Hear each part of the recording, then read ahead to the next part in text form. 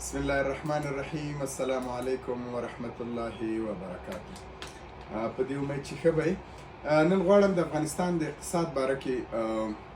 په ساده الفاظو کې یو سټوري در سره شریک کړم. هغې نه مخکې ګورئ دنیا کې چې څومره خلک یا د څومره خلکو پروفیشن دی یا چې په کوم بخش کې څوک کار کوي نو هغه دنیا کې به هغه به فروشنده یعنی هغه به خرڅونکی هغه بیا دوه قسمه دي. څوک پروډکټس خرڅوي، جنسونه خرڅوي، لکه موږ پریزما جوس خرڅوو، برینډ جوس خرڅوو. څوک به داسې چې هغه به آیډیا خرڅوي، هغه به خپل رایې خرڅوي. لکه تاسو وګورئ یو ډاکټري هغې م یو لوحه ټکولې او هغه لوحه باندې هغې خپل ټول هغه تفصیلات لیکلي چې ام بي بي ایس مې دې ځینه وکړل، ام ډي مې دې ځینه وکړل، تخصص مې په دې بخش کې دی. یعنې حقیقت کې دا ډاکټر چې دی دا خپل هغه علم خرڅوي په خلکو یا هغه خپل آیډیا په خلکو خرڅوي. همداسې کې موږ راشو بزنس کنسلټنټ ته، هغه خلک چې د بزنس آیډیا په خلکو خرڅوي نو هغې هم خلکو ته هم دا وایي چې دا بزنس داسې وکړه داسې وکړه، هغې مقابل کې پیسې اخلي. یعنې که څومره په دنیا کې څومره موږ وګورو هر کس د سیلز یا د فروشاتو په پروفیشن کې دا یو خبره واضح ده. څوک به خدمات خرڅوي، څوک به آیډیا خرڅوي، څوک به خپل پروډکټ خرڅوي. اوس د راتلو ته راځم د اقتصاد پورې دا خبره زه ولې کوم. نن سبا که موږ وګورو د افغانستان کې چې څومره دغه هایپ کریټ شوی دی یا د افغانستان د اقتصاد دغه منفي اړخ چې څومره په دغه کې ښوول کېږي، په میډیا کې ښوول کېږي یا دنیا ته ښوول کېږي چې د افغانستان دومره فیصده خلک د فقر د نه لاندې شول، دومره به مړه شي، ژمی را روان دی. څه به حقیقت وي لیکن په حقیقت کې ټوټل داسې نه ده. د دې شاته هماغه مؤسسې دي چې هغې خپلې آیډیا خرڅي او د هغې ایډیا مقابل کې چې کوم هغه ډونران دي د هغې نه پیسې واخلي. دنیا ته داسې شو چې دلته خلک مړه کېږي که هغه را مؤسسوي نو هغه د دنیا نه د پیسو اخیستلو مقابل کې دوی د آیډیا خرڅي. اوس دا خبره دلته بیرته پرېږدي. یعنې دې ځای پورې مونږ ته واضح شوله چې هغوی هم خپله آیډیا خرڅي او د هغې په مقابل کې دی چې کوم ډونیشن اخلي دا صرف او صرف د هغې دپاره یو هایپ کریټ کول. یعنې کله چې یو څوک څه شی خرڅوي نو د هغې دپاره به اول هغه ضرورت ګوري. یعنې د خلکو ته به هغه شی دی ټچ کوي چې دا ضرورت دی او دې دپاره زه پیسې غواړم. لکه فرض مثال موږ جوس خرڅوو په مارکیټ کې نو هغې دپاره موږ اول مارکیټ کې یو ضرورت کریټ یعنې دغه کسټمر چې څه ضرورت وي هغې مقابل کې موږ هماغسې پروډکټ ورته جوړو او هغوی ته ورکوو. یعنې دې ته چې کله موږ ته د یو کسټمر یا د کنزیومر نیډ فلفل کوي د دې دپاره ته یو پروډکټ جوړوي. همدارنګې دا مؤسسین دي چې دا دغه کوي. بل لیکن عمومي که موږ وګورو د افغانستان اقتصادي حالت ماشاءالله د څه وخت نه اوس په ښه کېدو ده. لکه د دې 2 ورځو نه دغه چې کوم نوي خبرونه دي چې د افغانستان د پیسو چې کوم دا پولي نوټونه دي اوس به 103 میلیارده ډالر دا دي، دې نه وروسته 100 میلیارده په غټو نوټونو کې راځي. نو دا ډېر یو ښه پرمختګ. دې مقابل کې هم بعضې خلک دي چې ځان د اقتصاد پوهانو یا خپل آیډیا خرڅوي چې هغوی دا یو هایپ دا کریټ کړی چې دا به نوی دولت وي. د دې یعنې دا یو ډېر یو حساسه مرحله وي چې کله نوې پیسې مارکیټ ته انجکټ کوي او د هغې مقابل کې به زړې څنګه راخلي او کوم میکانیزم به استعمالوي. نو هغې دا تشویش چې کوم خلکو سره د الحمدلله هغه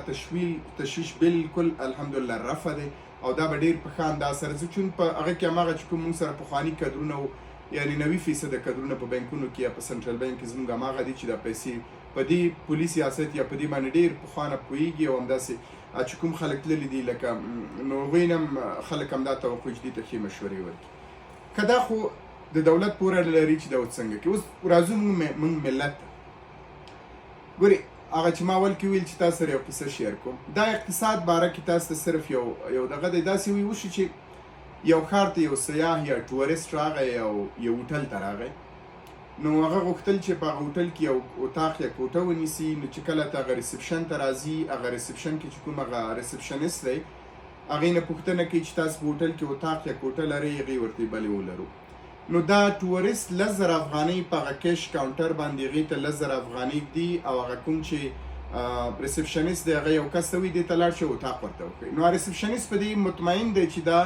ټورست چې څنګه هغه د هغې ریکوایرمنټ یا ضرورت د هغې په حساب سره موږ سره دا اطاق شته. دې وخت کې په دې ریسپشن کې یو قصاب دی یو ورسره هغه نخاس دی. دا دواړه راجګېږي دا سهار نه راغلي دلته ناست دي هوټل ریسپشن کې څو د هوټل قرضدار د دې پرون غوښه راوړي پیسې ترې واخلي. ریسپشنست دا خپلې 10,000 افغانۍ دی قصاب ته ورکوي چې تا چې پرون غوښه راوړې دا 10,000 افغانۍ دې بېرته در واخلي. قصاب د 10,000 افغانۍ راخلي چون دا قصاب د دې نه خاص نه قرضدار و دی هم ورسره راغلی و دا قصاب دا خپلې 10,000 افغانۍ د خپل نخاس ته ورکړي چې پرون مې چې تا نه کوم مالونه اخیستي د هغې د 10,000 افغانۍ ځان سره وصول او صحیح ده هغه مغې نه تشکر کړي دی په وتلو حال کې دی په دې هوټل په لابي کې یو ډاکټر ناست دی چې په دې هوټل کې د 10 ورځو نه اوسېږي یا څه وخت نه اوسېږي دا نخاس چې دی خو ګوري چې دا ډاکټر ناست دی ډاکټر راجګېږي نخاس سره جوړ په خیر کې ورته هغه زما پیسې دې م رانه هغه تا ته مې چې کوم دوا درکړې وه یا چې کوم ستا معاینهخانه کې خرچه راغلې وه نو دا نخاس دغه 10,000 روپۍ چې د قصاب نه راخیستې وي دا راواخیستلې او دې ډاکټر ته یې ورکړلې ډاکټر دا پیسې جیب کې واچولې چې دا ډاکټر د دې هوټل هم قرضدار و قصاب و نخاس د هوټل نه بیرون شول دا چې کوم دغه ډاکټر صاحب و دا ډاکټر صاحب چې چون پاس ختل د ریسپشنیست ته ویل دغه 10,000 افغانۍ در واخله زما په کاته کې بیرته حساب هغه ریسپشنیست بیرته 10,000 افغانۍ خپلې راواخیستلې او په خپل هغه پیسو په سیف کې کېښود ډاکټر خپل اتاق ته لاړ یو 15 دقیقې وروسته هغه پاس چې کوم ټوریست راغلی چې هغه ولې 10,000 افغانۍ ورکړې اتاق یې نه دی خوښ شوی بیرته راکوز شو او د ریسپشنیست ته وایي چې زما دا اتاق خوښ نه شو زه به بل هوټل ته لاړ شم نو هغه ورته ویل بس صحیح ده ډېره مننه دا 10,000 افغانۍ درکړې دا دې بیرته در واخله یعنې تاسو په دې ټول سرکل کې وګورئ دلته نه چې کوم تاوان وکړو نه د چا نه مصرف وشو لیکن دا د پیسو دوران چې دا ټول سیستم د هوټل قرضداري خلاصه کړه د ډاکټر قرضداري خلاصه کړه د نخاس قرضداري خلاصه کړه او د قصاب قرضداري خلاصه کړه نو راځم دې خبرې ته چې اوس د افغانستان بانکونه چې کوم مخکې هغه بحران راغی د خلکو پیسې بلاک شو هغه یې نه ورکولې لیکن اوس د بانکونه الحمدلله اپریټیو دي مونږ تاسې په ځای چې دي چې دا پیسې خپلو کورونو کې کیدو